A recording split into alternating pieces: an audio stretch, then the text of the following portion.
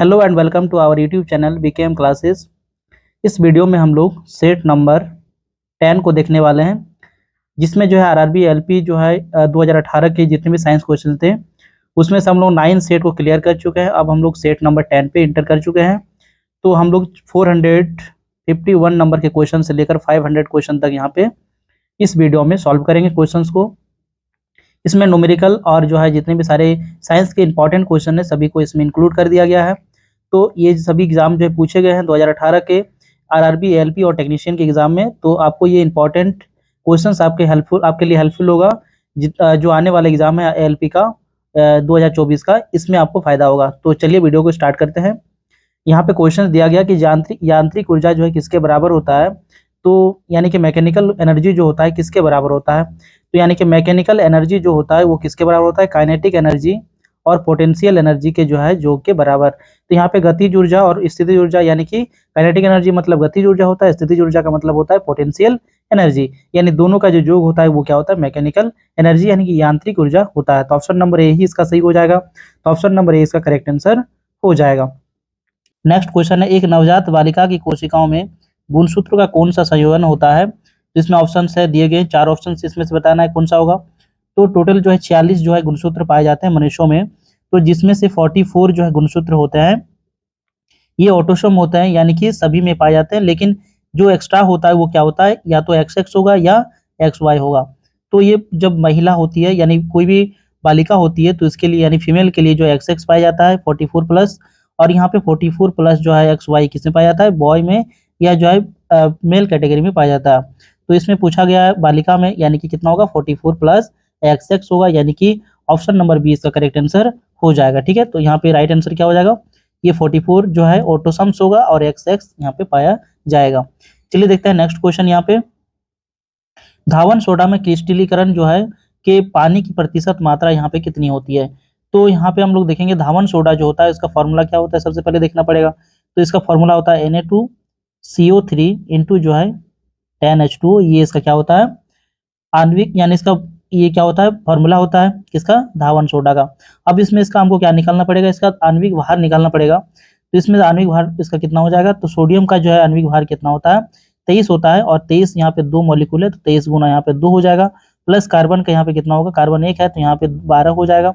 Oxygen 3 है यहाँ पे तो ऑक्सीजन का 16 होता है और गुना 3 हो जाएगा। ठीक है, प्लस यहाँ पे कितना हो जाएगा, यहाँ पे जल का कितना होता है, पहले H2O का निकाल लेंगे। तो H2O का कितना होता है, हाइड्रोजन यहाँ पे 2 है तो यहाँ पे 2 गुना या 1 गुना 2 होगा, क्योंकि हाइड्रोजन का 1 जो है द्रव्यमान संख्या होता है और इसको 2 यहाँ पे हाइड्रोजन है तो 2 गुना 1 हो जाएगा, प्लस यहाँ पे 16, यानी कि इसका टोटल कितना निकलेगा 18।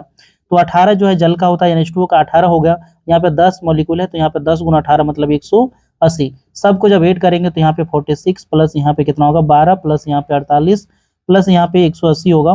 तो सबको जब ऐड करेंगे तो यहाँ पे दोनों को मिला के 60 हो जाएगा, 12 प्लस 48 60 हो गया। यहाँ पे 180 है तो कितना हो गया 240 और यहाँ पे 46 तो कितना होगा 286 हो जाएगा। तो 286 टोटल है। इसमें से जल का जो है मात्रा कितना हो गया, तो जल यहाँ पे कितना था, तो ये वाला पोर्शन जल का था, तो जल में कितना था 180 था। तो 286 में से जो है 180 क्या है, पानी है, तो इसका प्रतिशत मात्रा कितना होगा, तो इसको यहाँ पे 180 बटा 286 करेंगे और गुना करके देंगे कितना 100 से। तो इसमें से क्या निकल जाएगा, क्रिस्टलीकरण जो है कि जो है यानी कि धावन सोडा में क्रिस्टलीकरण के पानी की प्रतिशत मात्रा कितना होगा, ये इसमें निकल जाएगा। तो इसको कैलकुलेट करते हैं। तो सबसे पहले इसको कैलकुलेट करेंगे तो कितना हो जाएगा, 286 से इसको डिवाइड करना पड़ेगा, यानी काटेंगे इसको 2 से काटते हैं तो 100 यहाँ पे कितना होगा 43 होगा, 143 होगा और ये कितना हो जाएगा 90 हो जाएगा। अब यहाँ पे क्या बचा 9000 गुना करेंगे तो 90 गुना 100 तो 9000 हो जाएगा और यहाँ पे 143 से इसको डिवाइड करेंगे। ठीक है, तो यहाँ पे कितना बार जाएगा, 6 बार जाएगा। 6 बार में कितना हो जाएगा, तो यहाँ पे 6 या 18 का 8 हो जाएगा, यहाँ पे बचेगा 1। फिर यहाँ पे 6 का टेबल 4 बार में 24 और 1 कितना हो गया 25 का 5 हो गया, हाथ में रहेगा 2। फिर यहाँ पे 6 का टेबल एक बार में 6 और 2 8। ठीक है, तो यहाँ पे इसको घटाएंगे तो कितना बचेगा 42 बचेगा, फिर एक 0 बचेगा। उसी टाइप से यहाँ पे फिर कितना होगा 143 का टेबल जो है कितना बार लगाना पड़ेगा, 2 बार लगाएंगे तो कितना हो जाएगा 286 हो जाएगा। तो 286 इसमें घटाएंगे 420 में से 286 घटाएंगे तो कितना हो जाएगा, यहाँ पे ये 4 हो जाएगा, यहाँ पे 11 में से 8 जाएगा तो 3 हो जाएगा, यहाँ पे ये 3 में से 1 जाएगा तो यहाँ पे 3 में से 2 जाएगा तो 1 होगा, यानी 134 हो जाएगा। तो 62 पॉइंट समथिंग आएगा। तो 62 पॉइंट समथिंग कहाँ पे दिख रहा है? ऑप्शन नंबर सी पे दिख रहा है। तो ऑप्शन नंबर सी इसका करेक्ट आंसर हो जाएगा। आप इसे जो है 6 जब दिखा उसी से में से आप जो है इसको टिक कर सकते थे, क्योंकि 6 जो है पहला जो है एक ही ऑप्शन में ऐसा दिया गया है जिसमें पहला जो है यहाँ पे डिजिट 6 है, तो आप वहीं पे टिक कर सकते थे। ठीक है, तो इस टाइप का जो है ये आंसर कितना हो जाएगा? ऑप्शन नंबर सी इसका करेक्ट आंसर हो जाएगा। ठीक है, चलिए देखेंगे यहाँ पे बात करेंगे कि क्रिस्टलीकरण जो है या क्रिस्टलीय जो अवस्था में जो है संबंधित लवण के साथ जो है निश्चित रूप से आणविक अनुपात में रासायनिक रूप से जो है संयोजित होने वाले पानी के अणुओं की जो है संख्या को क्या बोलते हैं हम लोग? क्रिस्टलीकरण जो है जल के रूप में माना या जाना जाता है। ठीक है, तो आसिंग जो है सोडा का जो यहाँ पे जलीय रूप में जो क्या होता है, इसको फॉर्मूला क्या होता है? Na2CO3 × 10H2, यानी कि सोडियम कार्बोनेट, और उसमें जो है जल का कितना अणु होता है? 10 अणु होता है। ठीक है, नेक्स्ट क्वेश्चन यहाँ पे देखेंगे हम लोग कि NaCl एक लवण है जो बनता है। तो NaCl जो है कैसे बनता है, यानी जिसको हम लोग साधारण नमक के नाम से जानते हैं, तो ये जो है कैसे बनता है? तो इसमें क्या होता है कि तीव्र अम्ल यानी कि जो एक क्या बोलते हैं इसको, स्ट्रॉन्ग एसिड के साथ में स्ट्रॉन्ग बेस का जब क्या होता है रिएक्शन होता है, तो क्या होता है इसमें NaCl का निर्माण होता है। ठीक है, तो यहाँ पे दोनों जो है स्ट्रॉन्ग रहेगा, यानी कि तीव्र अम्ल भी रहेगा और तीव्र जो है क्षार भी रहेगा। तो ऑप्शन नंबर सी में दिया गया है, तो ऑप्शन नंबर सी इसका करेक्ट आंसर हो जाएगा। चलिए देखेंगे हम लोग नेक्स्ट क्वेश्चन। डैश उत्तक रक्त वाहिकाओं के जो है या वाहिका के जो है व्यास को बदल देता है, तो कौन जो है रक्त के यानी कौन सा उत्तक जो है रक्त के वाहिकाओं के व्यास को बदलता है? तो ये क्या हो जाएगा इसका राइट आंसर? मांसपेशी का। तो किस तरह का जो मांसपेशी होना चाहिए? वो चिकनी पेशी। तो जो भी जो है चिकनी पेशी के जो उत्तक होते हैं वो क्या करते हैं? रक्त वाहिका के व्यास को परिवर्तित करते हैं या बदल देते हैं। ठीक है, चलिए देखते हैं हम लोग नेक्स्ट क्वेश्चन। यहाँ पे एक खींचे हुए धनुष से जो है तीर छोड़ते समय जो है धनुष की स्थितिज ऊर्जा जो है किसमें बदल जाती है? तो ये स्थितिज ऊर्जा किसमें बदल जाती है?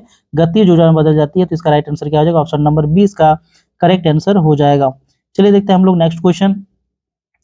100 वाट की जो है किसी जो 100 वाट के एक बल्ब को प्रतिदिन जो है 5 घंटा उपयोग किया जाता है, 3 दिनों में बल्ब द्वारा कितनी ऊर्जा यहाँ पे खपत की जाती है? इसको आपको ज्ञात करना है।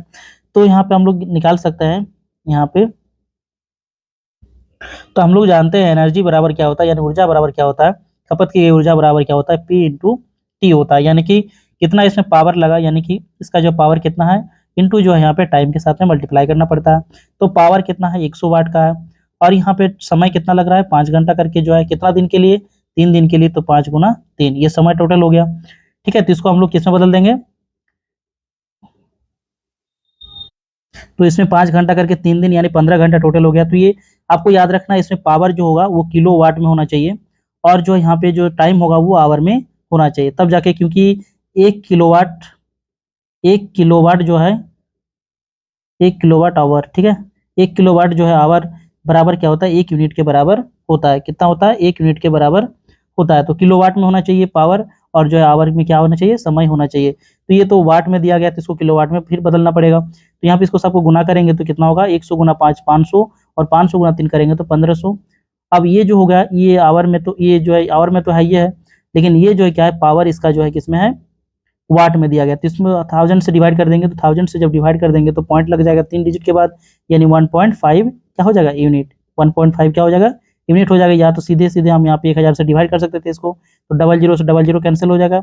यहाँ पे 0 से ये 5 का टेबल 2 बार से, 5 का टेबल 1 बार से, फिर यहाँ 3/2 होता तो फिर 1.5 फिर भी आ जाता। ठीक है, तो कितना यूनिट हो जाएगा? 1.5 यूनिट। ठीक है, यानी 100 वाट के बल्ब को जो है प्रतिदिन 5 घंटा करके चलाएं तो 3 दिन में इसका जो है कितना यूनिट उठेगा? कितना यूनिट बिल आएगा इसका?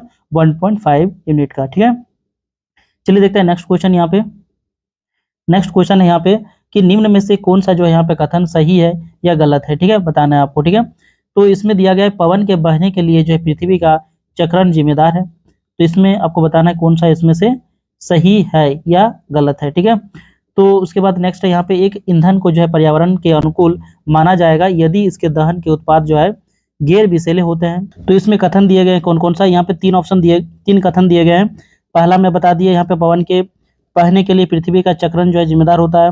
दूसरा, यहाँ पे एक ईंधन को पर्यावरण के अनुकूल जब माना जाएगा यदि इसके दहन के उत्पाद जो है क्या होता है? गैर विषैले होता है। तो इसमें से कौन सा यहाँ पे ऑप्शन जो है सही होगा?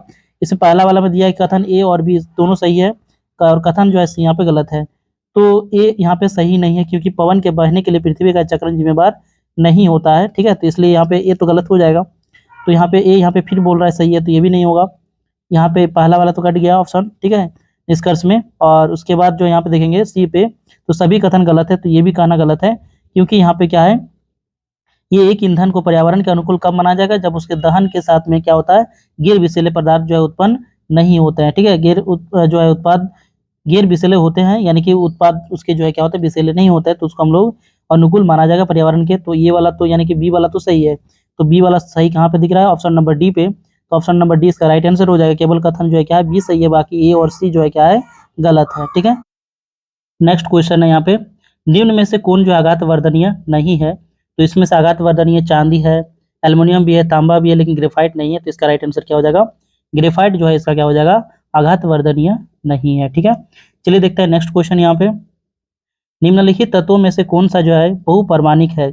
बहुपरमाणिक यानी कि पॉली एटॉमिक है। ठीक है, तो कौन सा है यहाँ पे पॉली एटॉमिक, तो यहाँ पे सल्फर इसका राइट आंसर हो जाएगा। सल्फर यहाँ पे क्या है, पॉली एटॉमिक यानी कि बहुपरमाणविक जो है तत्व है। ठीक है, तो यहाँ पे ऑर्गन देखेंगे, सोडियम देखेंगे, ऑक्सीजन, ये सब क्या है, तो इसके लिए हम लोग देखेंगे यहाँ पे नीचे कि परमाणुकता सबसे पहले जानेंगे क्या होता है। ठीक है, तो किसी तत्व के जो है किसी भी अणु में परमाणुओं की उपस्थित संख्या को क्या बोलते हैं, उसकी परमाणुकता कहलाता है। यानी कि कोई भी तत्व होगा और उसके किसी भी अणु में जो परमाणुओं की संख्या, उपस्थित संख्या जो क्या कहलाती है, परमाणुकता कहलाती है। जैसे उदाहरण के लिए देखेंगे तो ऑक्सीजन, ऑक्सीजन क्या होता है, O2 के फॉर्म में रहता है, यानी कि द्विपरमाणुक होता है। हीलियम जो है एक परमाणुक होता है, हीलियम को सिर्फ ऐसे लिख देंगे। नाइट्रोजन जो है ये इसको,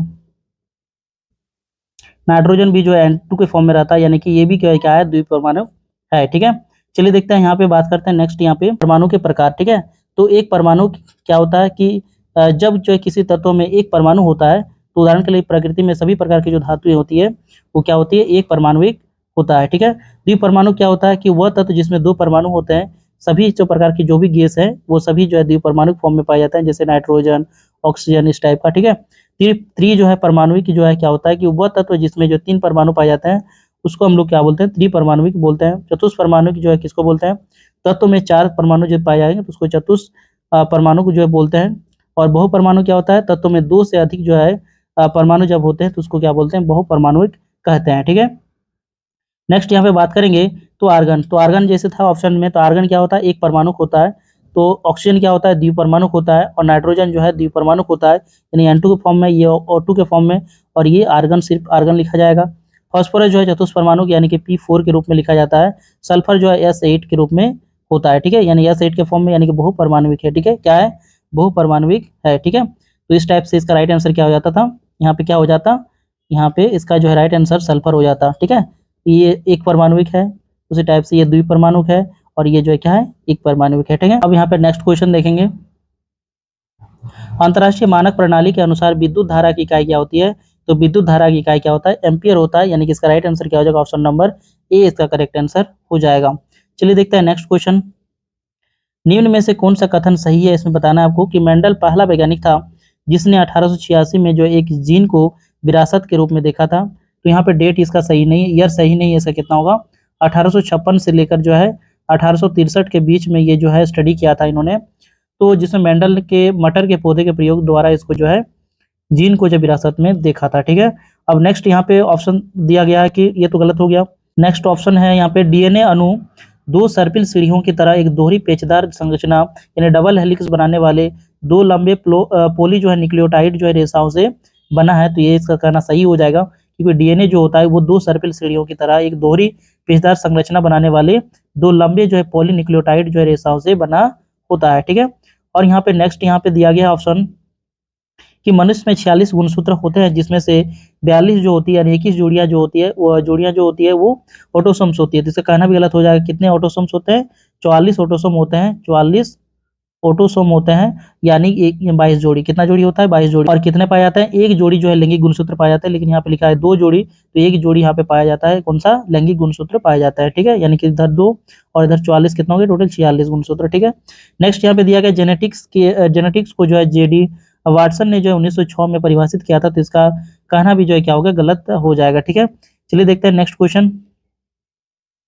नेक्स्ट यहाँ पे है तो 9800 यानी 9000 जो 800 जूल ऊर्जा 80 किलोग्राम जो है कि भार को उठाने के लिए खर्च की गई थी। तो द्रव्यमान डैश की ऊंचाई तक जो उठाया गया था, द्रव्यमान को कितना ऊंचाई तक जो है उठाया गया था, इसको आपको ज्ञात करना है।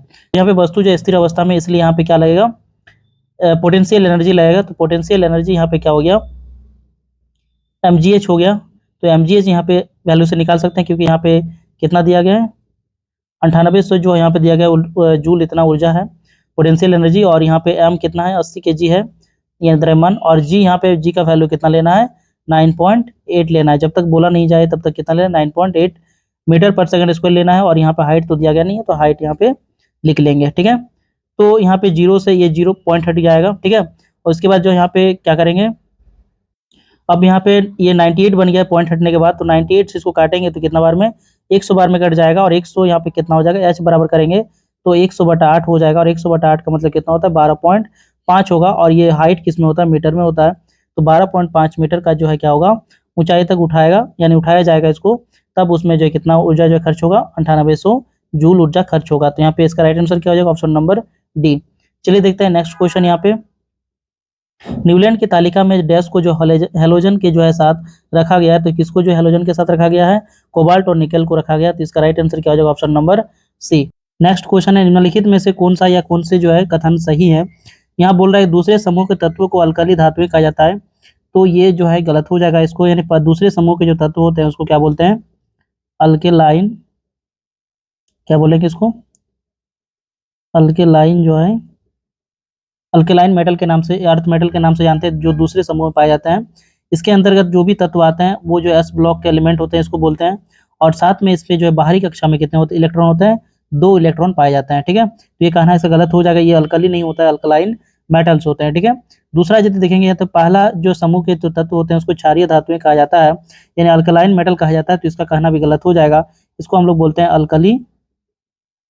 अल्कली जो है मेटल के अंतर्गत आता है ये, तो अल्कली मेटल होता है ये, ठीक है। तो ये फर्स्ट ग्रुप में आता है, और ये भी जो एस ब्लॉक के अंतर्गत आता है, लेकिन इसके बाहरी कक्षा में जो है 1 इलेक्ट्रॉन पाए जाते हैं। कितने इलेक्ट्रॉन पाए जाते हैं, 1 इलेक्ट्रॉन पाए जाते हैं, ठीक है। अब जो है इसमें देख सकते हैं आप लिथियम, ये सभी जो है इसमें आते हैं, लिथियम फ्रांसियम, ये लिथियम से लेकर जो फ्रांसियम तक इसमें आते हैं। और ये वाला जो अभी ऊपर में देखिए अल्कलाइन मेटल, तो अल्कलाइन मेटल में क्या होता है, ये जो है बेरिलियम से स्टार्ट होकर जो है रेडियम तक ये जाता है, ठीक है। तो अब देखेंगे साथ ये तो दोनों गलत हो गया, ठीक है। तो 17वें जो है समूह के जो तत्व होते हैं उसको हेलोजन कहा जाता है, तो ये इसका कहना जो है सही हो जाएगा, क्योंकि जो हेलोजन ग्रुप में क्या होता है बाहरी कक्षा में 7 इलेक्ट्रॉन पाए जाते हैं, और ये कौन सा जो है ग्रुप का, ये मतलब पी ब्लॉक का, ये कौन सा ब्लॉक का है, तो पी ब्लॉक के तत्वों को हम लोग हेलोजन ग्रुप मानते हैं, ठीक है। यानी कि 17वें नंबर के जो समूह या 17 समूह का जो है 17 नंबर का समूह जो है वो जो है पी ब्लॉक के अंतर्गत आता है, और ये इसमें बाहरी कक्षा में 7 इलेक्ट्रॉन पाए जाते हैं, ठीक है। और इसको हम लोग क्या बोलते हैं, हेलोजन ग्रुप के तत्व बोलते हैं। तो इसमें सिर्फ एक ही सही है, वो जो है सी नंबर वाला कथन, तो यहाँ पे ऑप्शन नंबर जो है इसका बी राइट आंसर हो जाएगा, केवल सी इसका करेक्ट आंसर है, ठीक है। नेक्स्ट क्वेश्चन है, रिक्त स्थान में सबसे उपयुक्त जो विकल्प को भरना है कि कली चूना डैश बनाने के लिए पानी के साथ प्रतिक्रिया करता है, तो क्या बनाने के लिए, तो बुझा हुआ चूना बनाने के लिए, यानी कि इसको बोलते हैं स्लैग जो है लाइम बनाने के लिए जो क्या करता है, ये पानी के साथ में अभिक्रिया करता है या प्रतिक्रिया करता है, तो ऑप्शन नंबर सी इसका करेक्ट आंसर हो जाएगा। चलिए देखते हैं नेक्स्ट क्वेश्चन। यहाँ पे आधुनिक आवर्त सारणी में निम्नलिखित में से कौन सा समूह में जो है, समूह में से जो किसमें नोबेल गैसों को रखा गया है, तो यानी कि आधुनिक आवर्त सारणी जो है उसमें कौन सा समूह में जो है नोबेल गैस को रखा गया है, तो इसमें 18वें नंबर का, तो ऑप्शन नंबर डी इसका करेक्ट आंसर हो जाएगा। 18वें नंबर समूह में जो है नोबेल गैसों को रखा गया है, ठीक है। चलिए देखते हैं नेक्स्ट क्वेश्चन। यहाँ पे नेक्स्ट क्वेश्चन यहाँ पे, जब कोई स्थिर बस जो है चालक अचानक गतिशील होने लगता है या लगती है, तो बस में जो है खड़े यात्री पीछे की ओर गिरने लगते हैं। निम्नलिखित में से कौन सा नियम जो है इस स्थिति की व्याख्या करता है, तो इसमें जो है पहला नियम को बात करता है, या न्यूटन का पहला नियम जो होता है गति का, वो जो है क्या बात करता है कि कोई भी जो वस्तु है वो स्थिर है तो स्थिर ही रहना चाहेगा, और कभी वस्तु जो है गतिशील है तो गतिशील ही रहना चाहेगा जब तक कि उस पर कोई बाह्य बल ना लगे, ठीक है। तो ये बताता है, यानी पहला नियम बताता है ये तरीका, तो यहाँ पे पहला नियम जो है इसका राइट आंसर हो जाएगा। न्यूटन की गति का पहला नियम जो है ये बताता है, ठीक है।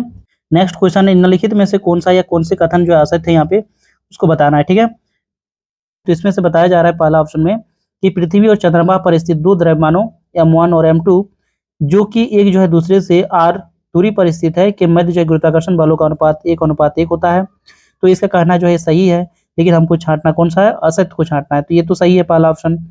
फिर दूसरा ऑप्शन में बताया जा रहा है कि न्यूटन वर्ग मीटर प्रति जो है वर्ग किलोमीटर, यानी कि न्यूटन मीटर स्क्वायर पर केजी स्क्वायर, ये जो होता है ये जी का, यानी कि सार्वत्रिक जो है सार्वभौमिक जो है गुरुत्वाकर्षण नियतांक का जो है क्या होता है, ऐसा इकाई होता है, तो ये भी सही है। तो मतलब ये भी हमको सही पता चल गया, मतलब ए और बी जो है ये सत्य कथन है। ठीक है, नेक्स्ट यहाँ पे देखेंगे जब ऑप्शन नंबर सी पे, तो ऑप्शन नंबर सी दिया गया कि जी यानी कि सार्वभौमिक गुरुत्वाकर्षण नियतांक जो होता है का मान जो है वस्तुओं के बीच की दूरी पर निर्भर करता है, तो ये भी सही है, मतलब ये दूरी पर जो है निर्भर करता है, बीच की दूरी पर। ठीक है, उसके बाद जो जी होता है या सार्वभौमिक जो है गुरुत्वाकर्षण नियतांक जो होता है का मान जो वस्तुओं के द्रव्यमान पर भी निर्भर करता है, तो ये भी सही है। तो चारों यहाँ पे सही ऑप्शन दिए गए हैं, तो इसमें से हमको कौन सा असत्य जो है हो जाएगा, तो एक भी असत्य यहाँ पे कथन दिए गए नहीं है, अर्थात यहाँ पे ऑप्शन नंबर सी इसका करेक्ट आंसर हो जाएगा। इनमें से कोई भी जो है नहीं है इसमें असत्य कथन, सभी क्या है, सत्य कथन है। ठीक है, तो चलिए देखते हैं हम नेक्स्ट क्वेश्चन यहाँ पे। पृथ्वी पर पाए जाने वाले जो ऑक्सीजन छोड़ने वाले प्रथम प्रकाश संश्लेषक जो है जीव कौन से थे, तो यहाँ पे कौन सा हो जाएगा, साइनोबैक्टीरिया। ऑप्शन नंबर 20 का करेक्ट आंसर हो जाएगा। ठीक है, नेक्स्ट क्वेश्चन है, ध्वनि की पिच जो है किस पर जो है निर्भर करता है, किस चीज पर निर्भर करती है, तो ये जो है आवृत्ति पर या फ्रीक्वेंसी पर जो है डिपेंड करती है, कि यदि आवृत्ति जो है उच्च होता है तो उसका जो पिच भी क्या होगा, उच्च होगा। ठीक है, और आवृत्ति कम होगा तो उसका पिच भी क्या हो जाएगा, घट जाएगा। ठीक है, चलिए देखते हैं हम लोग नेक्स्ट क्वेश्चन। अब 820 हर्ट्ज जो है आवृत्ति वाले किसी ध्वनि तरंग का तरंगदैर्घ्य क्या होगा यदि जो है उसकी गति किसी जो है खास माध्यम में 420 मीटर पर सेकंड है। ठीक है, तो इसमें हमको क्या ज्ञात करना है, इसका जो है हम लोग जानते हैं v बराबर, ठीक है ना, यानी कि क्या होता है, तरंग की गति जो होता है वो किसके बराबर होगा, तरंग दैर्घ्य यानी कि जिसको हम लोग लैम्डा से डिनोट करते हैं, और गुना जो है हो जाएगा f यानी कि फ्रीक्वेंसी के बराबर होगा। तो इसमें हमको क्या दिया गया है, इसमें वेलोसिटी दिया गया 420 का, और यहाँ पे जो है लैम्डा कितना दिया गया है नहीं पता है। ठीक है, ये हमको ज्ञात करना है कि तरंग दैर्घ्य इसका क्या होगा, और गुना हो जाएगा यहाँ पे फ्रीक्वेंसी कितना दिया 820 हर्ट्ज का। ठीक है, अब इसको कैलकुलेट करेंगे तो यहाँ पे इसको लैम्डा बराबर करेंगे तो कितना हो जाएगा, 420 बटा 820 हो जाएगा। अब यहाँ पे इसको 0 से 0 कैंसिल हो जाएगा, फिर यहाँ पे इसको काटेंगे तो 21 बटा 41 आएगा। ठीक है, तो 21 बटा 41 का वैल्यू जो है क्या होगा, 1 से कम होगा, क्योंकि ऊपर वाला यानी कि डिनोमिनेटर जो है इसका क्या है, छोटा है, यानी कि अंश जो है इसका छोटा है हर से। ठीक है, तो इसलिए इसका जो है वैल्यू क्या होगा, 1 से कम होगा, तो 1 से कम एक ही ऑप्शन है, ऑप्शन नंबर ए, इसलिए इसका ऑप्शन नंबर ए इसका करेक्ट आंसर हो जाएगा। इस टाइप से आप जो ऑप्शन से भी हिट कर सकते हैं, यदि यहाँ पे कैलकुलेशन थोड़ा सा यहाँ पे समय आप बचाने के लिए जो आप ऑप्शन को भी हिट कर सकते हैं। तो इसको जैसे कैलकुलेट करेंगे 21 बटा 41 को, तो ये जो है 0.52 मीटर के बराबर या उसके जो है नियरेस्ट में आ जाएगा अप्रोक्सीमेट। ठीक है, तो चलिए देखते हैं हम लोग नेक्स्ट क्वेश्चन। अब नेक्स्ट क्वेश्चन है कोशिका विभाजन से संबंधित है, डैश कोशिका विभाजन से संबंधित है, तो ये किससे संबंधित हो जाएगा, साइटोकाइनिन से संबंधित है, तो ऑप्शन नंबर सी इसका करेक्ट आंसर हो जाएगा। यदि बात करें यहाँ पे जिब्रेलिन का, तो जिब्रेलिन यह पौधे की जो है निष्क्रियता को तोड़ने में मदद करता है, और यह जो है अंकुरित होने के लिए बीज को क्या करता है, नियंत्रित करता है। ठीक है, ऑक्सिन का बात करें तो यह जो है हार्मोन पौधों के विकास को भी क्या करता है, विकास को नियंत्रित करता है। मैलिक हाइड्राजाइड जो है ये इसका काम क्या होता है, यह एक शाकनाशी है, और जो है व्यापक रूप से पौधे के विकास को विनियमित जो है करने के लिए उपयोग किया जाता है। ठीक है, तो इसका राइट आंसर क्या हो जाता, साइटोकाइनिन इसका राइट आंसर हो जाता।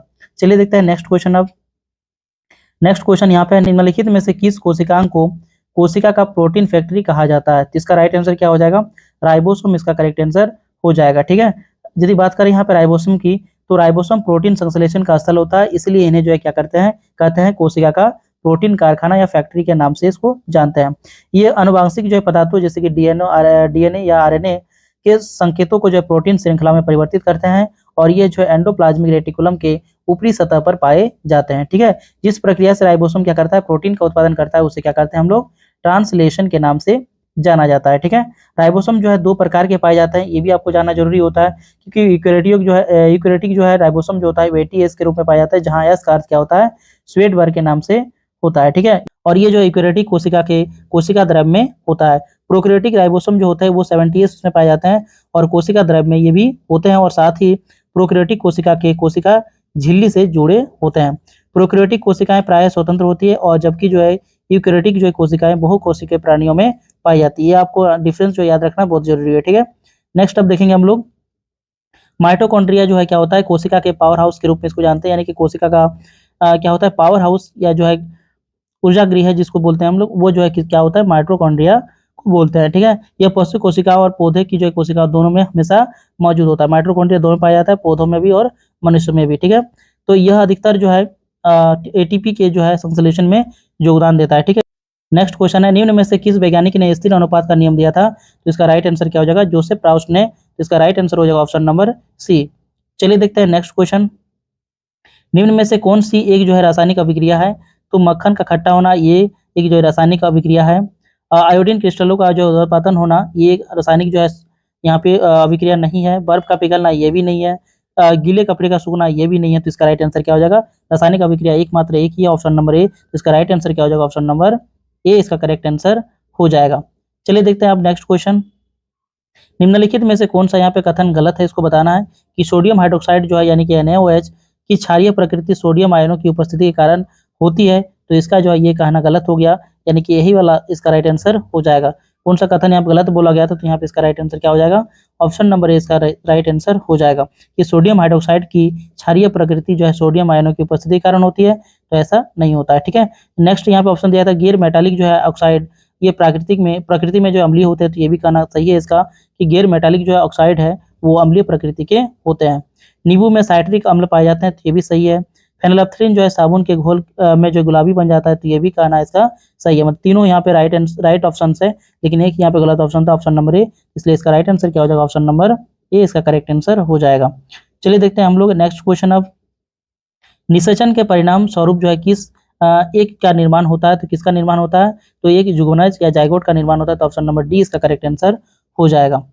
नेक्स्ट क्वेश्चन है यहाँ पे, किसी विद्युत परिपथ या सर्किट में 1 घंटे के लिए 1 किलोवाट शक्ति का प्रयोग करने पर विद्युत ऊर्जा का खपत की जो मात्रा कितना? 1 किलोवाट घंटा होती है। तो इसे जो जूल में कैसे दिखाएंगे? तो 1 किलोवाट घंटा है, इसको हम लोग जूल में दिखाने के लिए क्या करेंगे? सबसे पहले हम लोग यहाँ पे किलोवाट को वाट में लेके आएंगे, ठीक है। किलोवाट को वाट में ले आएंगे तो 1 किलोवाट मतलब कितना होता है? 1000 वाट आता है। और यहाँ पे गुना ये आवर जो है किसमें होना चाहिए? सेकंड में होना चाहिए। तो 1 आवर में कितना सेकंड होता है? 3600 सेकंड होता है। तो यहाँ पे इसको गुना करेंगे तो कितना होगा? यहाँ पे तो कितना हो जाएगा? 3 6 और यहाँ पे कितना 0 3 और यहाँ पे 2 5 0 हो जाएगा, ठीक है। तो 5 0 लिख लिए। अब यहाँ पे इसको स्टैंडर्ड फॉर्म में लिखेंगे तो 3 पॉइंट, क्योंकि 1 से लेकर जो है ये 9 के बीच का, यानी कि 10 के बीच का नंबर जो होना चाहिए। तो 3.6, उसके बाद यहाँ पे 5 0 और ये पॉइंट लगाए, उसके लिए 1 0 एक्स्ट्रा बढ़ जाएगा। इन 10 का पावर कितना हो जाएगा? 6 और ये जूल में बदल चुका है। तो 3.6 × 10⁶ जूल, ये आपको याद रखना है, ठीक है। 1 किलोवाट जो है आवर में कितना जूल होता है? तो 3 × 10⁶ जूल होता है। तो इसका राइट आंसर क्या हो जाएगा? ऑप्शन नंबर बी इसका करेक्ट आंसर हो जाएगा, ठीक है। चलिए देखते हैं नेक्स्ट क्वेश्चन। कैल्शियम फास्फेट का जो है आणविक सूत्र क्या होता है? तो इसका राइट आंसर क्या हो जाएगा? Ca3PO4 होल ट्वाइस, ठीक है। तो इसका राइट आंसर क्या हो जाएगा? ऑप्शन नंबर सी इसका करेक्ट आंसर हो जाएगा, ठीक है। चलिए देखते हैं नेक्स्ट क्वेश्चन। निम्नलिखित में से कौन सा एक सरल अस्थायी उत्तक है? तो यहाँ पे सरल अस्थायी उत्तक नहीं है, ठीक है। तो कौन सा यहाँ पे सरल अस्थायी उत्तक नहीं है? तो जाइलम नहीं है। ये क्या है? जटिल अस्थायी उत्तक है। तो ये जाइलम और फ्लोएम दोनों जो यहाँ पे क्या है? जटिल अस्थायी उत्तक है। तो यहाँ पे बोला गया था कौन सा सरल नहीं है, मतलब यहाँ पे जाइलम इसका राइट आंसर हो जाएगा। स्क्लेरेनकाइमा, कोलेनकाइमा और पेरेनकाइमा जो है ये सभी जो क्या है? सरल अस्थायी उत्तक है, ठीक है। नेक्स्ट क्वेश्चन है Ag positive ion chlorine minus ion के संयुक्त होने पर जो है बनने वाला यौगिक क्या होगा? तो बनने वाला यौगिक क्या हो जाएगा? सिल्वर क्लोराइड, यानी कि AgCl हो जाएगा। यानी कि ऑप्शन नंबर जो है डी इसका राइट आंसर हो जाएगा। सिल्वर क्लोराइड इसका जो है करेक्ट आंसर हो जाएगा। चलिए देखते हैं नेक्स्ट क्वेश्चन। यहाँ पे वास्तविक प्रतिबिंब पाने के लिए जो है एक वस्तु 20 सेंटीमीटर फोकस दूरी वाले अवतल दर्पण से 30 सेंटीमीटर की दूरी पर रखी गई। तो दर्पण से प्रतिबिंब की दूरी यहाँ पे ज्ञात करना है, ठीक है। तो यहाँ पे दिया गया है कि 1/f हम लोग निकाल सकते हैं। 1/f बराबर जानते हैं हम लोग दर्पण सूत्र में 1/v + 1/u होता है। तो यहाँ पे फोकस दूरी माइनस में होती है क्योंकि अवतल दर्पण है ये, और यहाँ पे इसका जो है वस्तु जो हमेशा माइनस में इसका दूरी को लिखा जाता है, क्योंकि वस्तु हमेशा लेफ्ट साइड में रखा जाता है, इसलिए इसका सिंबल माइनस में होगा। तो 1/f यानी कि 1 फोकस दूरी बोला गया 20 है यहाँ पे 20 सेंटीमीटर फोकस दूरी वाले अवतल दर्पण, यानी कि -1/20 हो जाएगा इसका फोकस दूरी, और बराबर 1/v हमको ज्ञात करना है। v का वैल्यू हमको ज्ञात करना है, दर्पण का प्रतिबिंब कहाँ बनेगा, और यहाँ पे u जो है माइनस में है तो इसलिए इसका सिंबल भी माइनस में हो जाएगा। तो 1 कितना हो जाएगा? 30 सेंटीमीटर की दूरी पर रखा गया है इसको, ठीक है। अब इसमें करें, इसको जो निकालेंगे तो 1/v बराबर क्या हो जाएगा कि -1/20 और प्लस हो जाएगा 1/30, प्लस यहाँ पे माइनस जो 1/30 को लेफ्ट में ले आए तो यहाँ पे बन जाएगा 1/30 बन जाएगा प्लस में। अब इसका एलसीएम करेंगे तो 60 नीचे आ जाएगा, फिर 20 से डिवाइड करेंगे तो 3 बार में, लेकिन माइनस में सिंबल रहेगा, प्लस यहाँ पे 30 का टेबल यहाँ पे 2 बार में 60 हो जाएगा तो 2 हो जाएगा, यहाँ पे 2 गुना 1 करेंगे तो फिर ये कितना हो जाएगा? -1/60 होगा, यानी कि यहाँ पे माइनस सिंबल, यानी कि 1/v बराबर यहाँ पे इतना आएगा। v बराबर क्या होगा? -60, और माइनस सिंबल जो बता रहा है क्या कि वस्तु जो है किधर बन रहा है? लेफ्ट साइड में बन रहा है, यानी कि दर्पण के जो है लेफ्ट में बन रहा है जिधर जो है वस्तु को रखा गया था, ठीक है। तो यानी कि वास्तविक बन रहा है, तो यानी कि 60 सेंटीमीटर का जो है दूरी होगा कहाँ से, दर्पण से। तो इसका भी जो है क्या हो जाएगा 60 सेंटीमीटर। ऑप्शन नंबर इसका ए करेक्ट आंसर हो जाएगा। चलिए नेक्स्ट क्वेश्चन है, निम्न में से सबसे बड़े आकार का परमाणु इसमें से कौन सा है। तो इसमें इसका राइट आंसर क्या हो जाएगा, एल्युमिनियम इसका करेक्ट आंसर हो जाएगा, ठीक है। अब बात करते हैं यहाँ पे एल्युमिनियम कैसे हुआ। तो यहाँ पे देखते हैं कि एल्युमिनियम, सिलिकॉन और फास्फोरस और सल्फर में से इसका जो है परमाणु यानी परमाणु जो संख्या क्या होता है, एल्युमिनियम का 13 होता है, सिलिकॉन का 14 होता है, फास्फोरस का 15 होता है और यहाँ पे सल्फर का 16 होता है। तो यहाँ पे बाएं से जब दाएं जा रहा है तो परमाणु संख्या क्या होती है, घटती है, ठीक है। तो बाएं से दाएं की ओर जाएंगे तो परमाणु संख्या घटेगा। तो परमाणु संख्या 13 है, इसका मतलब इसका ज्यादा होगा। और 14, 15, 16 इस टाइप से आगे जो है दाहिने साइड में जाएंगे तो परमाणु त्रिज्या इसमें घटती जाएगी। तो सबसे ज्यादा त्रिज्या यहाँ पे बड़ी त्रिज्या जो है किसका होगा, एल्युमिनियम का होगा। तो इसलिए जो यहाँ पे क्या होगा, एल्युमिनियम का सबसे बड़ा यहाँ पे परमाणु है और सल्फर का जो है क्या है, सबसे छोटा है, ठीक है। राइट साइड में छोटा होता है और लेफ्ट साइड में बढ़ता है, ठीक है, परमाणु त्रिज्या। चलिए देखते हैं नेक्स्ट क्वेश्चन यहाँ पे। नेक्स्ट क्वेश्चन यहाँ पे है, एक तत्व के आइसोटोप की द्रव्यमान संख्या जो है कितना है, 298 है। यदि इसके जो है नाभिक में 196 न्यूट्रॉन है तो इसकी जो है परमाणु संख्या यहाँ पे ज्ञात करना है। तो हम लोग जानते हैं कि परमाणु संख्या यानी कि जेड, परमाणु संख्या को जेड से डिनोट करते हैं। तो जेड बराबर क्या होता है, एटॉमिक मास माइनस जो होता है क्या, प्रोटॉन की संख्या।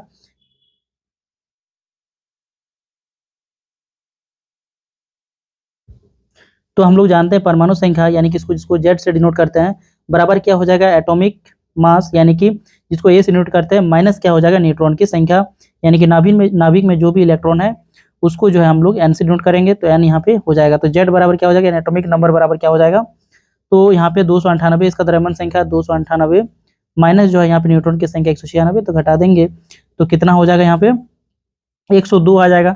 तो 102 इसका क्या है, परमाणु संख्या हो जाएगा। तो ऑप्शन नंबर बी इसका करेक्ट आंसर हो जाएगा, ठीक है। नेक्स्ट क्वेश्चन देखेंगे हम लोग कि ऊर्जा उत्पादन के दौरान ग्लूकोज का पायरुवेट में विघटन होना या कहाँ पे होता है, ये घटना जो है कहाँ पे होता है। तो ये जो है ऊर्जा का जो उत्पादन ग्लूकोज का पायरुवेट में विघटन कहाँ पे होता है, कोशिका द्रव्य में होता है। तो ऑप्शन नंबर ए इसका करेक्ट आंसर हो जाएगा, ठीक। नेक्स्ट क्वेश्चन है, पीतल निम्न में से जो है किससे बनी एक मिश्र धातु होती है। तो पीतल जो है तांबा और जिंक का जो है मिश्र धातु होता है, यानी कि तांबा और जस्ता जो इसका राइट आंसर हो जाएगा, ऑप्शन नंबर सी। चलिए देखते हैं नेक्स्ट क्वेश्चन यहाँ पे। एक परिवार ने एक महीने में जो है 320 इकाई ऊर्जा का उपभोग जो है किया, यह ऊर्जा जूल में कितनी होगी, ठीक है। तो 320 इकाई यानी कि 320 जो है यूनिट का यहाँ पे ऊर्जा खपत किया। अभी हम लोग सीखे कि 3.6 इंटू 10⁶ जूल होता है किसके बराबर, एक यूनिट के बराबर। एक यूनिट का बराबर या एक यूनिट बराबर क्या होता है, 1 किलोवाट आवर, ठीक है। तो 1 किलोवाट आवर का जो वैल्यू कितना होता है, 3.6 इंटू 10⁶ जूल के बराबर होता है। तो यहाँ पे 320 यूनिट है तो 320 को हम लोग मल्टीप्लाई कर देंगे 3.6 इंटू 10⁶ से गुना कर देंगे तो इसमें किसमें बदल जाएगा, जूल में बदल जाएगा। अब यहाँ पे एक जीरो के बदले यहाँ पे गुना हो जाएगा, ये तो कितना होगा 7 हो जाएगा। और इसको यहाँ पे गुना करेंगे तो यहाँ पे क्या हो जाएगा, ये तो पहले इसको पॉइंट कटाते हैं, ये जीरो से पॉइंट हट गया। अब 36 गुना यहाँ पे क्या करेंगे, ये 32 गुना 36 करेंगे तो कितना हो जाएगा, गुना करते हैं पहले यहाँ पे 32 गुना 36, ठीक है। तो यहाँ पे 6 गुना 2 12 होगा, 2 हो जाएगा, यहाँ पे 6 18 19 192 हो जाएगा। और यहाँ पे क्या हो जाएगा, यहाँ पे 32 गुना 3 करेंगे तो 96 हो जाएगा यहाँ पे। तो 96 यहाँ पे 96 हो जाएगा यहाँ पे, यानी 192 और यहाँ पे 96 हो जाएगा। 2 यहाँ पे 9 15 का 5 हो जाएगा, यहाँ पे 10 और 1 11 हो जाएगा, यानी 1152 आएगा। तो 1152 जो है इंटू कितना हो जाएगा 10⁶ दिखने को मिलेगा। तो इसका राइट आंसर क्या हो जाएगा, ऑप्शन नंबर बी इसका करेक्ट आंसर हो जाएगा, ठीक है। चलिए देखते हैं नेक्स्ट क्वेश्चन यहाँ पे। एक लंबवत फेंकी गई जो गेंद 10 सेकंड बाद पृथ्वी पर लौट आती है तो फेंके जाने की गति जो है यहाँ पे बताना है, ठीक है। कितना वेग से इसको फेंका गया था इसको आपको ज्ञात करना है, ठीक है। तो जब फेंक रहे तो इसका गति यानी कि u बराबर यहाँ पे निकालना है, ठीक है। तो v बराबर क्या हो जाएगा 0, क्यों, क्योंकि जब ये पीक पॉइंट पे रहेगा यानी कि सबसे ऊंचाई जगह पे रहेगा तो यहाँ पे इसका जो वेलोसिटी क्या हो जाएगा 0 हो जाएगा। तो यहाँ पे 0 हो गया और यहाँ पे सेकंड कितना लगा, 10 सेकंड का समय लगा, यानी t बराबर क्या हो गया 10 सेकंड का समय हो गया। तो हम लोग कौन सा यहाँ पे फॉर्मूला लगाएंगे, v बराबर u प्लस at का फॉर्मूला लगाएंगे। तो यहाँ पे v का वैल्यू कितना हो गया 0 हो गया, बराबर यहाँ पे u का वैल्यू हमको निकालना है। अब यहाँ पे a की जगह पे कौन काम करेगा, g काम करेगा, क्योंकि यहाँ पे ग्रेविटेशनल फोर्स काम कर रहा है। तो g जो है जब ऊपर की ओर जाएंगे तो माइनस में होता है, यानी कि यहाँ पे सिंबल भी क्या हो जाएगा माइनस हो जाएगा और यहाँ पे 10 हो जाएगा और यहाँ पे समय भी कितना है 10 है तो गुना हो जाएगा। तो u बराबर जब निकालेंगे तो 10 गुना 10 100 हो जाएगा, ठीक है। 10 गुना 10 कितना हो जाएगा 100 हो जाएगा और ये माइनस सिंबल जो इधर आएगा तो क्या होगा, प्लस में बदल जाएगा, यानी कि यू बराबर कितना हो गया 100 सेंटीमीटर। तो इसका राइट आंसर क्या हो जाएगा, यानी कि जब फेंका गया था उस समय का गति कितना था 100 मीटर जो है 100 मीटर पर सेकंड, इसका जो है राइट आंसर हो जाएगा। ऑप्शन नंबर सी इसका करेक्ट आंसर हो जाएगा। चलिए देखते हैं नेक्स्ट क्वेश्चन। एक ध्वनि तरंग में जो है 3.5 किलो हर्ट्ज की आवृत्ति है और इसका तरंग दैर्घ्य कितना 0.1 मीटर है, तो इसे जो है 700 मीटर की दूरी तय करने में कितना समय लगेगा, ये आपको ज्ञात करना है। ठीक है, तो हम लोग जानते हैं v बराबर क्या होता है, तरंग दैर्घ्य यानी कि लैम्डा इंटू जो है फ्रीक्वेंसी होता है। तो यहाँ पे v का हमको ज्ञात करना है वैल्यू, तब जाकर हम क्या कर पाएंगे, इसका जो है निकाल पाएंगे दूरी कितना समय में जो ये तय कर पाएगा। तो लैम्डा यहाँ पे यानी कि तरंग दैर्घ्य कितना दिया गया 0.1 और यहाँ फ्रीक्वेंसी जो है किलो हर्ट्ज में दिया गया, तो पहले इसको हर्ट्ज में कन्वर्ट करेंगे, क्योंकि एक किलो हर्ट्ज में जो है एक जो है 1000 जो है क्या होता है हर्ट्ज होता है। यहाँ पे इसको 3.5 किलो हर्ट्ज में कितना हो जाएगा, तो 3.5 इंटू 1000 कितना हो जाएगा 3.5 इंटू 1000 से गुना करना पड़ेगा। ये पॉइंट भी हटेगा, ये पॉइंट भी हटेगा, तो यहाँ से 2 जीरो कैंसिल हो जाएगा। अब इसको गुना करेंगे तो कितना होगा 350, कितना हो जाएगा 350, और ये किस में आएगा मीटर पर सेकंड में आएगा। तो वेलोसिटी 350 का है और 700 मीटर का डिस्टेंस को कवर करना है, तो 350 से इसको जब डिवाइड कर देंगे यानी कि दूरी बटा 4 से डिवाइड करेंगे तो समय निकलेगा, तो 2 बार में ये कट जाएगा पूरी तरह से, यानी कि 2 सेकंड का इसको क्या लगेगा, समय लगेगा। ठीक है, तो इसका 2 सेकंड इसका राइट आंसर हो जाएगा। ऑप्शन नंबर 20 का करेक्ट आंसर हो जाएगा। चलिए देखते हैं नेक्स्ट क्वेश्चन। यहाँ पे निम्नलिखित का जो है यहाँ पे सही उत्तर के साथ मिलान करना है कि किसके साथ जो है सही मिलान इसका होगा। ठीक है, तो पहला यहाँ पे दिया गया है कार्य। ठीक है, क्या दिया गया है, कार्य यानी कि वर्क दिया गया है, उसके बाद दिया है बैटरी, उसके बाद दिया है शक्ति, उसके बाद दिया है माइक्रोफोन। तो इसमें जो है इसका राइट आंसर कौन सा हो जाएगा, तो सबसे पहले यहाँ पे देखेंगे किसके साथ ये मैच कर रहा है। तो कार्य का संबंध जो है ये किसके साथ होगा, तो ये जो है यहाँ पे ऑप्शन ए में दिया गया है कि रासायनिक ऊर्जा जो है विद्युत ऊर्जा में परिवर्तित हो जाती है। तो रासायनिक ऊर्जा जो है विद्युत ऊर्जा में किस में परिवर्तित होती है, बैटरी में। तो यानी कि 2 का कितने में हो जाएगा, ए के साथ होगा। तो यहाँ पे 2 का ए यहाँ पे हो गया, 2 का ए हो गया। ठीक है, उसके बाद जो यहाँ पे देखेंगे तो ध्वनि ऊर्जा जो है विद्युत ऊर्जा में परिवर्तित होती है। ध्वनि ऊर्जा विद्युत ऊर्जा में किसमें परिवर्तित होती है, माइक्रोफोन में, यानी कि 4 का इसमें क्या देखने को मिलेगा, 4 का इसमें दिखने को मिलेगा बी, क्या दिखने को मिलेगा 4 का पी दिखने को मिलेगा। उसके बाद जो है किलोवाट घंटा जो है, किलोवाट घंटा किसका होता है, शक्ति का जो होता है, यानी कि जो है 3 का कितना हो जाएगा, सी हो जाएगा। और जो यहाँ पे बाकी जो बच गया कार्य का सही मात्रक जूल होता है, यानी कि यहाँ पे 1 का जो है क्या हो जाएगा, डी हो जाएगा, क्या हो जाएगा 1 का डी हो जाएगा। तो ऐसा ऑप्शन यहाँ पे कहाँ पे दिख रहा है, 1 का डी हो गया, 2 का यहाँ पे ए हो गया, और उसके बाद जो यहाँ पे 3 का जो है यहाँ पे सी हो गया, और यहाँ पे 4 का बी यहाँ पे दिख रहा है ऑप्शन नंबर ए में ही। इसका राइट आंसर क्या हो जाएगा, ऑप्शन नंबर ए इसका करेक्ट आंसर हो जाएगा। ठीक है, नेक्स्ट यहाँ पे क्वेश्चन देखेंगे हम लोग। विरंजक चूर्ण को जो है जल के में मिश्रण करने पर या मिश्रित करने पर जो कौन सी गैस निष्कासित होती है, तो इसका राइट आंसर क्या हो जाएगा, क्लोरीन गैस निष्कासित होती है। तो ऑप्शन नंबर ए इसका करेक्ट आंसर हो जाएगा। चलिए देखते हैं नेक्स्ट क्वेश्चन। यहाँ पे एक समरूप श्रृंखला के सभी सदस्यों का एक ही सामान्य जो यहाँ पे फॉर्मूले द्वारा प्रतिनिधित्व किया जा सकता है। तो निम्नलिखित में से यहाँ पे गलत सूत्र को चुनना है, कौन सा गलत दिया गया है। तो एल्केन का यहाँ पे दिया गया CnH2n+2, तो ये तो सही है। एल्केन का जो फॉर्मूला क्या होता है, सामान्य सूत्र क्या होता है, CnH2n+2 होता है। एल्किन के यहाँ पे दिया गया CnH2n+ जो है 1, तो ये गलत हो गया। CnH2n जो है इसका क्या होता है, फॉर्मूला सामान्य सूत्र होता है, तो ये इसका होना चाहिए था, पर यहाँ पे दिया गया CnH2n+1 दिया गया, तो ये तो गलत है। उसके बाद एल्काइन का देखेंगे तो एल्काइन का जो क्या होता है CnH2n-2, ये भी सही है, यानी कि अल्केन और अल्काइन का सही दिया गया है, लेकिन एल्किन का जो गलत दिया गया है। तो इसमें से कौन सा बोला गया है, कौन सा इसमें से गलत है, इसका गलत दिया गया है, एल्किन का गलत दिया गया फॉर्मूला। तो यहाँ पे एल्किन सिर्फ होगा, तो एल्किन किस में दिया गया है, सिर्फ एल्किन जो है इसमें दिया गया है ऑप्शन नंबर सी पे। तो सिर्फ एल्किन का जो यहाँ पे फॉर्मूला क्या होना चाहिए, CnH2n होना चाहिए। ठीक है, चलिए देखते हैं नेक्स्ट क्वेश्चन। यहाँ पे संक्रमण तत्वों के लिए जो है निम्न में से जो कौन सा कथन सर्वाधिक उपयुक्त है। यहाँ पे तो संक्रमण तत्वों के लिए इनके जो बाह्यतम कोषों में से 2 अपूर्ण होते हैं। यहाँ पे 2 कोष जो क्या होते हैं, बाह्यतम कोषों में से 2 जो है क्या होते हैं, अपूर्ण होते हैं, यानी 2 ऑफ देयर जो है outer most cells are incomplete. तो ये जो है क्या होगा, इसका सही जवाब हो जाएगा। संक्रमण तत्व के जो बाह्यतम कोषों में से 2 क्या होते हैं, यहाँ पे अपूर्ण पाए जाते हैं। तो इसका राइट आंसर क्या हो जाएगा, ऑप्शन नंबर ए इसका करेक्ट आंसर हो जाएगा। ठीक है, इसके बाह्यतम कोष में जो 8 इलेक्ट्रॉन होते हैं, ऐसा जो है किसमें होता है, अक्रिय गैस में पाए जाते हैं। ठीक है, अक्रिय गैस यानी कि जो है समूह 18 में पाए जाते हैं, वैसे तत्व में ऐसा होता है। तो यहाँ पे संक्रमण तत्व में क्या हो जाएगा, इनके बाह्यतम कोषों में से जो है 2 अपूर्ण जो है कोष पाए जाते हैं। ठीक है, चलिए देखते हैं नेक्स्ट क्वेश्चन। यहाँ पे वैसे अंग जिनकी जो है मौलिक संरचना तो एक समान होती है, परंतु उनके द्वारा किया गया कार्य जो है क्या होता है, भिन्न होता है, क्या कहे जाते हैं वे?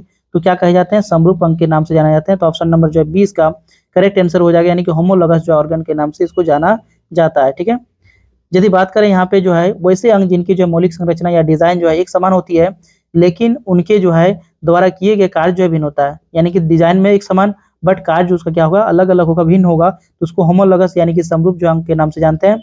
उदाहरण के लिए जैसे मनुष्य हो गया, वेल हो गया, वेट हो गया, पक्षी हो गया, ये सब के पैर की जो है अंतिम जो है भाग जो होता है में एक ही मूलभूत हड्डी संरचना होती है। हालांकि हर जानवर के पैर जो है अलग अलग उपयोगिता के लिए उपयोग की जाती है। ठीक है, यदि बात करें यहाँ पे एक ही काम करने वाले अंगों को जो है एक काम यदि एक होगा तो उसको हम लोग क्या बोलेंगे, समजात अंग के यानी कि एनालॉगस ऑर्गन के नाम से जाना जाता है। लेकिन इनकी मौलिक संरचना जो होती है वो अलग अलग होती है, यानी कि उसका बनावट अलग अलग होगा लेकिन कार्य जो है एक ही तरह का होगा। तो उदाहरण के लिए पक्षी कीटों के जो पंखों का आकार जो होता है ढंग काफी अलग होता है दोनों का, लेकिन जो है दोनों के जो पंख क्या होता है उड़ने के कार्य में उपयोग किए जाते हैं। ठीक है, अब देखते हैं नेक्स्ट क्वेश्चन। यहाँ पे डीएनए का एक खंड जो एक प्रोटीन की जानकारी प्रदान करता है उसे क्या कहा जाता है? तो उसको क्या कहा जाता है? जीन के नाम से जाना जाता है। तो ऑप्शन नंबर ए इसका करेक्ट आंसर हो जाएगा।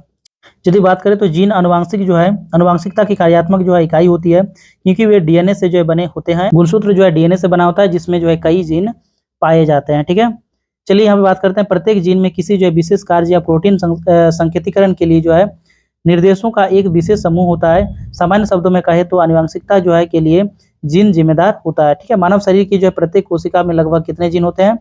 30,000 के करीब जो है क्या होते हैं, जीन पाए जाते हैं। जीन में मौजूद जो है डीएनए केवल जो है 2% जीनोम होता है। ठीक है, जीन में जितने भी सारे डीएनए मौजूद होते हैं उसमें से केवल जो है 2% ही जीनोम पाए जाते हैं। ठीक है, चलिए बात करते हैं नेक्स्ट क्वेश्चन की।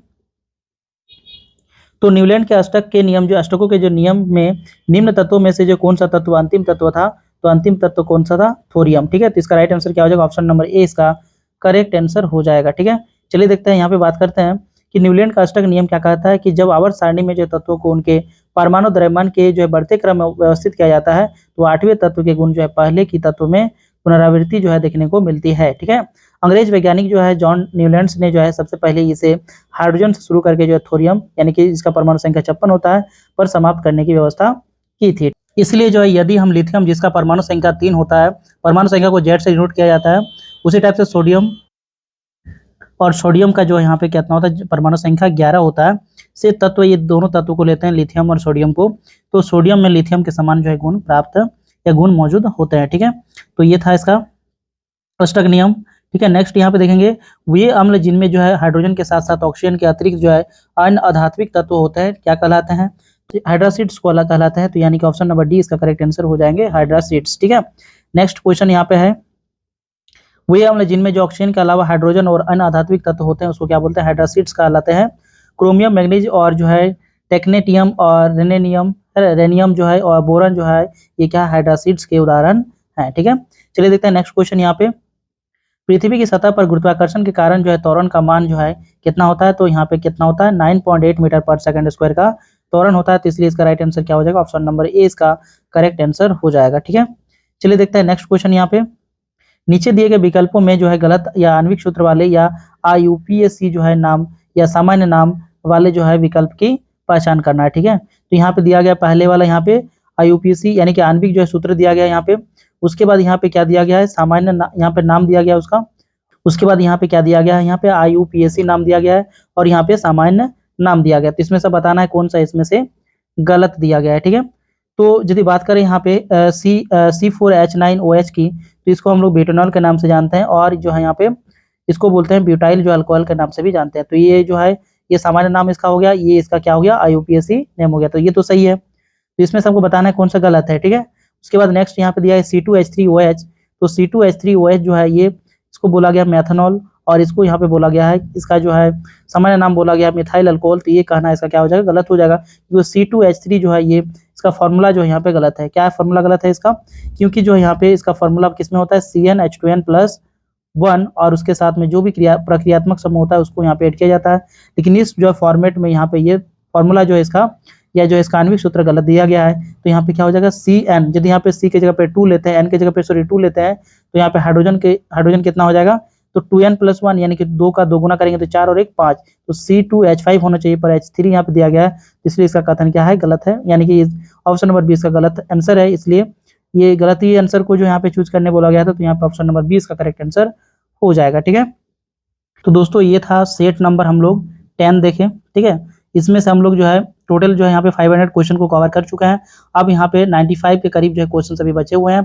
उन सारे क्वेश्चन को हम लोग एक ही वीडियो में जो है यानी कि सेट नंबर 11 में उसको कवर कर लेंगे। ठीक है, तो ये वीडियोज आपके बहुत ही इंपॉर्टेंट होगा, यानी कि जो भी एलपी का एग्जाम होने वाला है अब जस्ट 2024 में जो फॉर्म भरा गया था, इसका जो एग्जाम होने वाला है इसके लिए काफ़ी इंपॉर्टेंट होगा ये वीडियोस। सभी वीडियोस को आपको देख लेना है और वीडियो को जो है लाइक, कमेंट और शेयर करना है। ठीक है, तो चलिए मिलते हैं अगले वीडियो में, तब तक के लिए धन्यवाद।